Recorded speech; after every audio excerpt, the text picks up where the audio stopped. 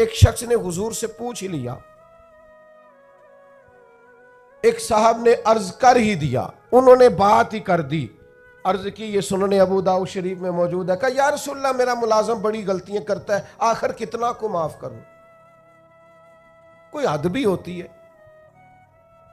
बड़ी गलतियां, बड़ी कोताहियां, बड़ी कमजोरियां, उसने गिन के माफ करने के लिए हुजूर कितनी कितनी बार माफ करूं? आखिर बाज लोग बाज बातें झिलमिला के करते हैं ना जी, हुजूर आखिर कितना को माफ करूं? नबी करीम अलैहिस्सलाम ने गोया फरमाया, अगर तूने गिन के ही पूछा है ना तो चल इस तरह कर, एक दिन में 70 बार तो माफ किया करना। एक दिन में कितना माफ करना है? तजर्बा तो करें कि क्या हमने कभी 7 दफा भी माफ किया एक दिन में? हुजूर ने फरमाया 70 दफा माफ कर। और एक शख्स को तो नबी करीम ने इन लफ्जों से तंबीह फरमाई, फरमाया तेरे गुलाम पर जितना तुझे हक हासिल है ना तेरे इख्तियार में, तेरे रब को उससे कई गुना बढ़ के तेरे ऊपर इख्तियार है। या रसूलल्लाह इनका करें क्या? तो नबी पाक ने फरमाया अपने गुलामों को इस तरह रखना, ये जो बड़ी बात करते हैं ना इंसानी हुकूक की, वो मुलाजम नु सूट दे रहे ने, कह नवा ही है, मैं कद्दी वारी पाया है, नवा ही है, लिहाजा तो भाई आपको बगैर जो नहीं पहना था वो देना चाहिए था ना, मुलाजम को नया खरीद के देते ना आप। यहां तो लोग ज़कात बांटते हैं अपने मुलाजमों पे, तो सियासी ज़कात बांटते हैं। हाँ, उसको पैसे जो जो वक्त वो वक्त काम आ जाएगा, थोड़ी थोड़ी करके वहां वहां बांटो, जब टाइम मिलेगा तो बुला लेंगे। खूब करे हमद से थोड़ा सा गिला भी सुन ले, गोली अगर चेक कड़वी है पर हो सकता है शिफा हो। हर दीनी काम में भी सियासत करते हो, जात के लिए इस्तेमाल करते हो। सुनो ये मेरे नबी पाक का इखलाक है। या रसूलल्लाह गुलामों से किस तरह गुजारा करें? फरमाया जिस तरह का खुद खाना उसी तरह का इन्हें भी खिलाना, जिस तरह का खुद पहनना उस तरह का इन्हें भी पहनाना, सियासता में मौजूद है। और फरमाया इनकी ताकत से बढ़कर कभी इन्हें काम ना बताना। और मेरे महबूब के गुलामों ने तो इस तरह अमल किया कि हजरत अबू ज़र गिफारी जैसे सरदार अपने घर से निकले तो गुलाम साथ था। सामने से एक सरदार देख के हैरान हो गया, कहने लगा अबू ज़र ये कौन है? फरमाया मेरा गुलाम है। कहा हद हो गई यार, उसके कपड़े कीमती हैं और तुम्हारे कमजोर हैं, ये इनकलाब कैसे आया? तो जनाब अबू ज़र गिफारी फरमाने लगे ये मेरा इनकलाब नहीं, ये मोहम्मद अरबी का दिया हुआ इनकलाब है। ये किसने जर्रों को उठाया और सहरा कर दिया, ये किसने कतरों को मिलाया और दरिया। गालिबन एक गैर मुस्लिम के शेर हैं ये। कहता है ये किसने कतरों को मिलाया और दरिया कर दिया, किसने जर्रों को उठाया और सहरा कर दिया, ये किसकी हिकमत ने यतीमों को किया दुर्र यतीम और गुलामों को दुनिया भर का मौला कर दिया। जब हजरत बिलाल को काबे की छत पर अजान पढ़ने की बारी आई तो कुछ लोगों ने मशवरा दिया था कि हुजूर काफिर पहले ही मर गए, तो हजरत बिलाल को काबे की छत पे देखेंगे तो और मर जाएंगे। तो या रसूलल्लाह रोज बिलाल नहीं पढ़नी है, अगर इजाजत हो तो कोई और ना पढ़ ले। तो फरमाया ना भाई अजान तो बिलाल ही पढ़ेंगे और काबे की छत पे पढ़ेंगे। और हक इन्हीं का बनता है, कमर अच्छा है फलक पे ना हिलाल अच्छा है, तेरी नजर भी ना हो तो दोनों से बिलाल अच्छा है। नबी पाक सल्लल्लाहु ताला अलैहि वसल्लम ने ना गुलामों के साथ बिलखुसूस अच्छा सलूक करने का, जनाबे हजरत सैयदा उम्मे सलमा रदी अल्लाह ताला अन्हा बयान फरमाती हैं कि वो वक्त जिस वक्त में हुजूर का विसाल हुआ और वो मर्ज जिस मर्ज के साथ जाहिरन सरकार का विसाल ज़ाहिरी हुआ, फरमाते हैं उस वक़्त भी मैंने हुजूर से जो आखिरी जुमले ज़ाहिरी तौर पर सुने वो यही थे कि नमाज का ख्याल रखना और गुलामों से अच्छा सलूक करना, अपने मातहत लोगों का ख्याल रखना, सख्त लहजा, आमिराना मिजाज।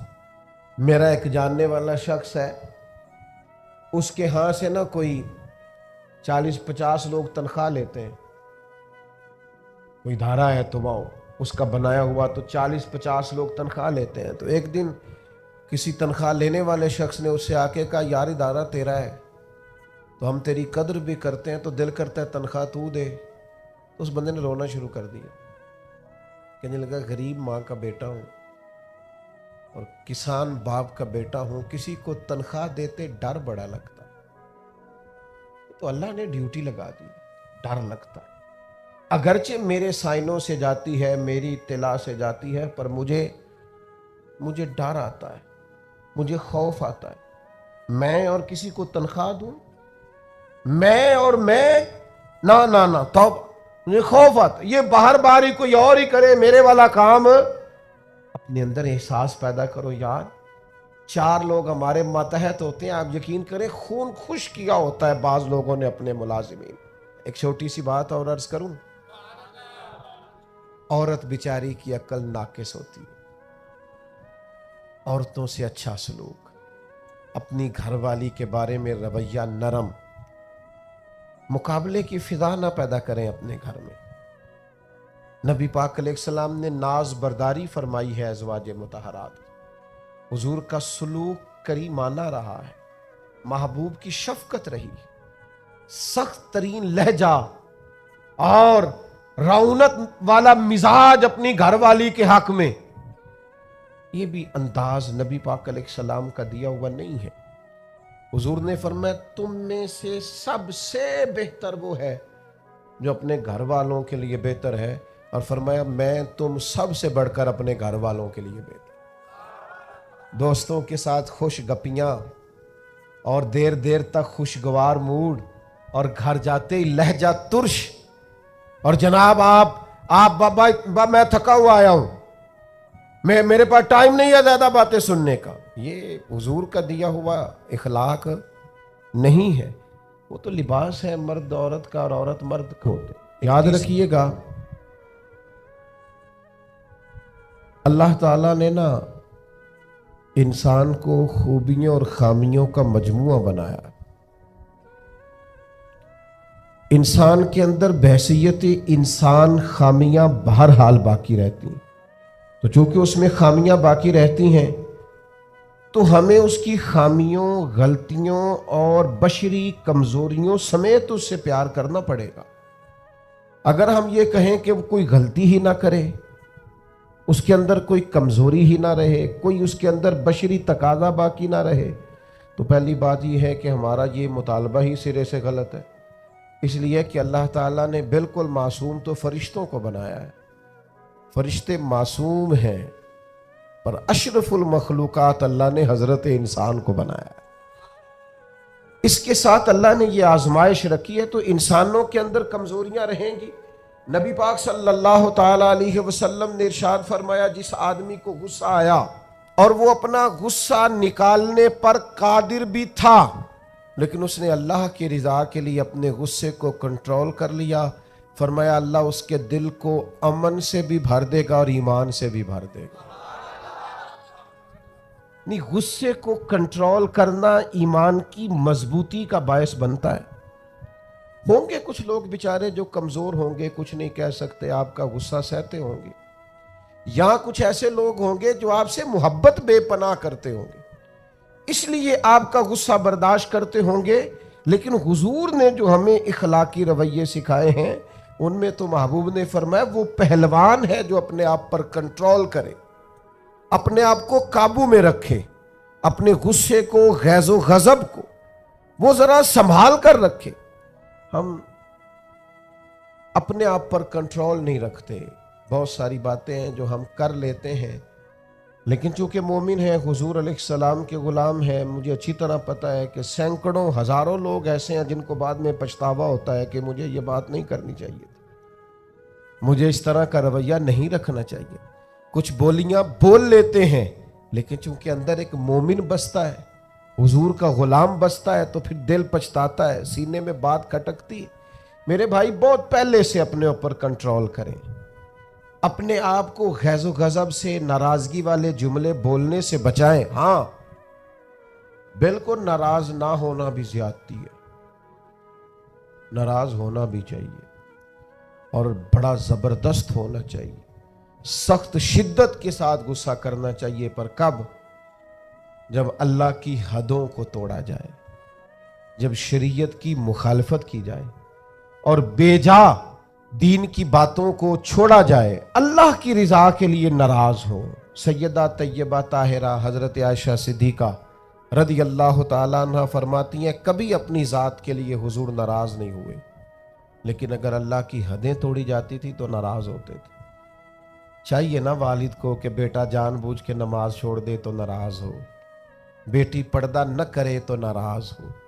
चाहिए ना उसे कि अगर उसके घर के अंदर कोई गैर शरई काम हो रहा हो तो वो नाराजगी का इजहार करे, हिकमत के साथ समझाए, दानाई के साथ तब्दील करने की पूरी कोशिश करे। आपका दिल उस वक्त पूरी तौर पर नाराज हो जब आप शरीयत की मुखालफत होते हुए देखे। 10,000 गुम होने पर तो जिसका दिल परेशान होता है, लेकिन नमाज ज़ुहर कज़ा होने पर जिसे कोई असर नहीं होता, जो चंद मिनट, आधा घंटा, पौना घंटा नौकरी से लेट हो तो एहसास पैदा होता है, लेकिन कई दिन बीत गए फजर नहीं पड़ी, कितने दिन गुजर गए, सवेरे अल्लाह की बारगाह में नहीं उठा, तवज्जो ही नहीं होती। 2 हदीसें इकट्ठी अर्ज करने लगा हूं, आपने इन दोनों रिवायात पर गौर करना है। एक काजी अजाज रहमतुल्लाह अलैह ने शिफा शरीफ में लिखी है और एक इमाम अहमद बिन हम्बल ने अपनी मुस्नद में नकल फरमाई। सहाबा फरमाते, ग़ज़वा उहद के मौके पर हमने नबी पाक अलैहिस्सलाम के रुखे ज़ेबा पर खून बहता हुआ देखा। कुफार ने संगबारी की, तकलीफ दी हुजूर को, मुकद्दस रुखसारों पर खून बहा। हमने अर्ज की, या रसूलल्लाह दुआ करे ना ये बर्बाद हो जाए। नबी पाक अलैहिस्सलाम ने फरमाया, मुझे लान तान करने वाला नहीं बना के भेजा गया, मुझे रहमत बना के भेजा गया। और नबी करीम ने दुआ फरमाई, या अल्लाह इन्हें हिदायत अता फरमा। इस मौके पर जब हुजूर को जाती तौर पर तकलीफ दी गई है, मुकद्दस चेहरा नूर पर खून बह रहा है और सहाबा के कलेजे फट रहे हैं, और ओहद के मैदान में हुजूर का वो रंगीन चेहरा खून से भरा हुआ देखकर तबीयतें मचल रही, तड़प के अर्ज की, हुजूर करें दुआ ये तबाह हो जाए। फरमाया, ना भाई, वो लान तान करने वाला नहीं, मुझे तो रहमत बना के भेजा गया।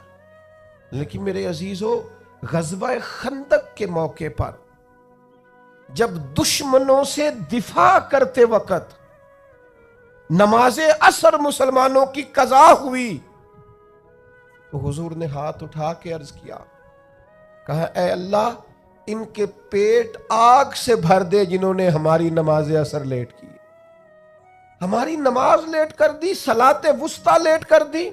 हमें तेरे हुजूर झुकना था, हमें वो नमाज पढ़नी थी जो बड़ी कीमती है, नमाज असर, इन्होंने हमारी नमाज लेट कर दी, इनके पेट आग से भर दे।